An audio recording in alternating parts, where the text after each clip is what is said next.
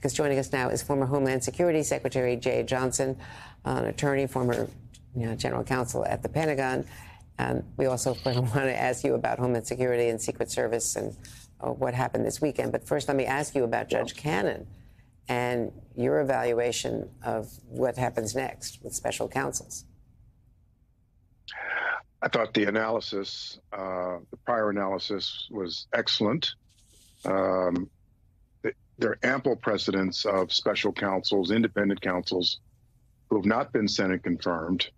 I know a number of people in the executive branch of our federal government with considerable authority throughout the executive branch who are not Senate confirmed. This decision, in my mind, is very much an outlier, but it'll obviously go up on appeal. And we know that there's at least one justice on the Supreme Court, Justice Thomas, who agrees with the rationale.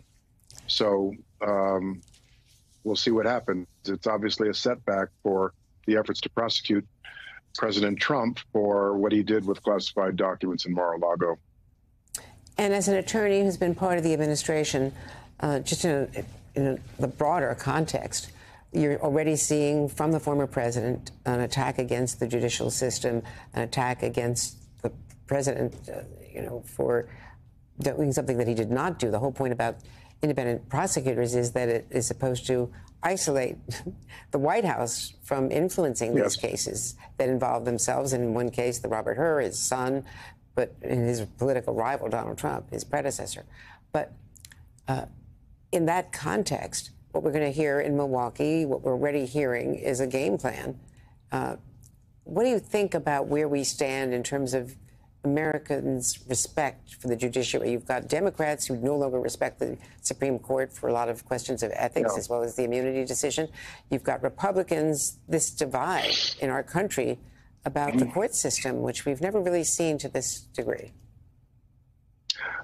Andrea, Americans' trust in our institutions of government, including the judiciary, including the Supreme Court, has been on a dramatic decline in recent years. It's alarming to me that so many Americans now, because of the rhetoric, are distrust our Supreme Court, distrust our FBI, distrust our Department of Justice. You'll recall that not that long ago, certainly in my lifetime, when you ask an average American, do you trust your government to do the right thing? The percentages were usually around 70%, something in that nature. Now that's reserved probably just for the U.S. military, maybe emergency response. But, just think about jury selection, for example. If levels of distrust of the FBI, of the U.S. attorneys in various districts are high, it makes it difficult to pick a jury to try, say, an organized crime case. And so, in this effort that we're hearing from the former president to want to tamp down the rhetoric and unify us, attacks on the judicial system are a step in the wrong direction, in my judgment. And I should point out that the Supreme Court has been controversial before. Bush v. Gore, Dred Scott. I mean, we could think of cases, but I'm thinking more currently. There had been more respect. Yes. Let me ask you about your experience at Homeland. You ran the Secret Service. You know how this works, is supposed to work. They do pre-advance. Yes. I cannot get over the fact that that rooftop was 148 yards away. That's not a whole lot larger than a football field. The range for that, that rifle is, well within the range for that rifle. We now know, we didn't know earlier than today, is that he was a member of a shooting club and taking practice sessions for long range. And people locally had said, where's the security here? We have eyewitnesses. The early announcement is that this was deferred, by the Secret Service to the local authorities. But is that appropriate at an outdoor rally with something that close? Andrea, I'll answer it this way. As you point out, for 3 years, I was the cabinet-level supervision for the Secret Service as Secretary of DHS. I was myself a protectee of the Secret Service for 3 years. I personally made the decision to give candidate Trump his Secret Service protection in 2015 after his campaign requested it, frankly, given the threat streams then directed at him he needed Secret Service protection. I'm a huge fan of the Secret Service. I've seen them do remarkable things. It is not an accident. It is not just dumb luck that the last time anybody took a shot at a president, a former president, or a candidate for president was March 1981. That is because of a lot of hard work and dedication and sophistication. Having said all that, there are questions that must be asked. There must be an independent assessment of what happened here.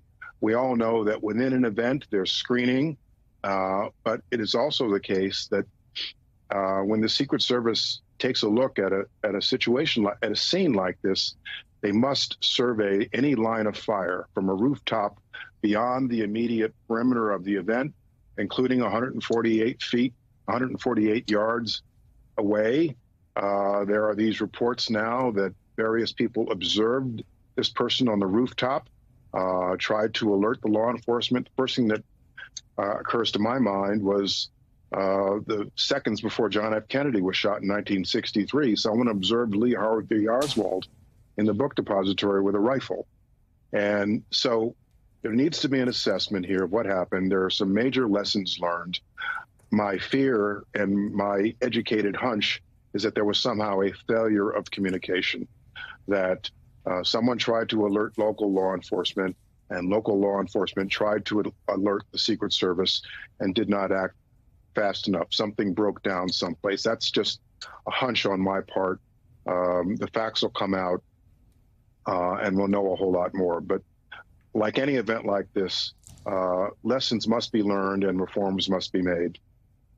Now, let me ask you a related question, because the Secret Service has a huge job. They just did a special security event in D.C., flawlessly with the NATO summit.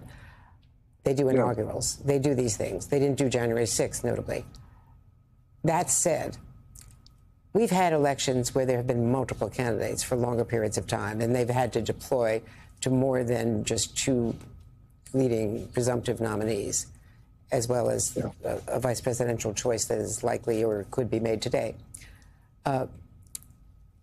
What I can't, fathom, frankly, also, is why a request from Robert F. Kennedy Jr. is not being taken more seriously. I know he doesn't have the polling and the qualifications. Maybe there's no threat matrix. But it just seems to me it's a decision for the President of the United States to make. That's his option. And do we really want, in this environment, another horrifying Kennedy attack? Do we want anything like that with only 4 months left? I know none of us know what, but he's made repeated requests for this. Maybe he's just trying to aggrandize himself. But why not just do it protectively? Andrea, I'm not in a position to second guess the judgments that are being made. I'm not privy to the threat streams that are directed at him. I did help rewrite the criteria for when a candidate for president should get Secret Service protection in 2015, 2016, while I was still in office. I'm not in a position to second guess. Perhaps a fresh assessment of that exact question needs to be made now in light of what happened on Saturday. Hey there, MSNBC fans. I'm Luke Russert, and be sure to join me, Rachel Maddow, Jen Psaki, Lawrence O'Donnell, Steve Kornacki, Joy Reid, and many more September 7th in Brooklyn, MSNBC Live Democracy 2024. Click on the link for ticket information. We will see you there.